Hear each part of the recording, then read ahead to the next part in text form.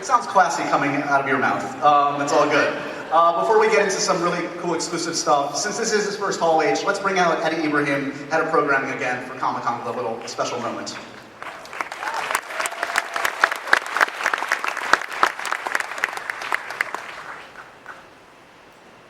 As you mentioned, this is Mr. Besson's first time at Hall H, but it's definitely not the first time that he's touched us with his work, which I think all of us appreciate and can say that it has touched us in ways of wonder, excitement, the unknown, the strange, and I know as a fan of his, I definitely appreciate that, and I'm sure as a community of fans, we appreciate that.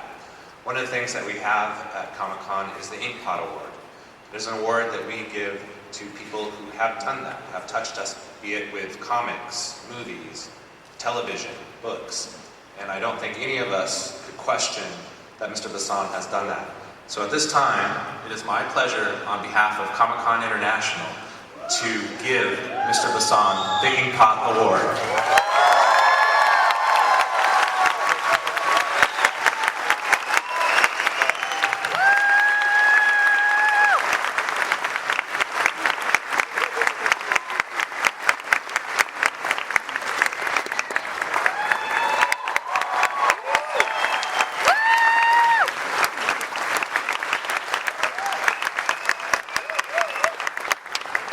I know all the guys who get that before me, so I feel very lucky. Can I have a deal with you? Can I make a deal with you? If you don't mind, I'm going to put it here, and you're going to tell me after the 7 minutes, then I'm going to show you if I deserve it, and if I deserve it, I will take it. All right?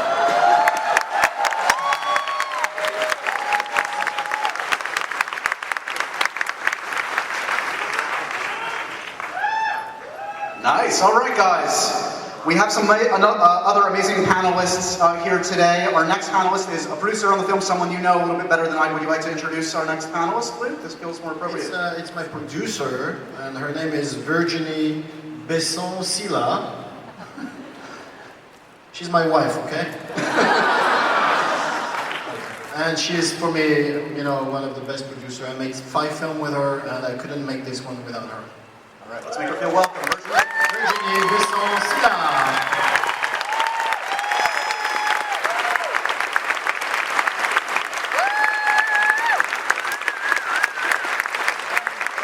So, and her English is much better than mine, so I give her the task to present you a couple of drawings.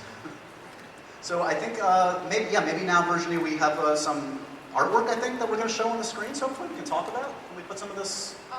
Well, of course, I mean, Valerian starts with a comic book, but there was a lot of work put into it with Luc, with a couple of designers all over the world. He spent a lot of time on Skype with them, asking them for all their ideas, showing what he had in his head, and they had to come up with a whole new environment for this film. So I'm going to take you through a couple of them, especially Alpha, which is the city of the 1,000 planets, where 2/3 of the film takes place. So the movie starts off and we see the creation of Alpha.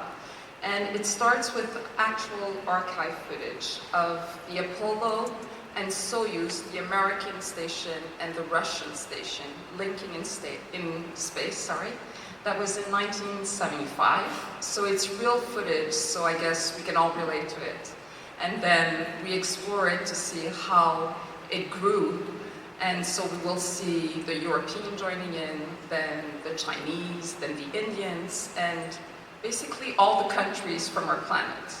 And then in year 2100, we will see the first aliens who want to come and join this station, this international station.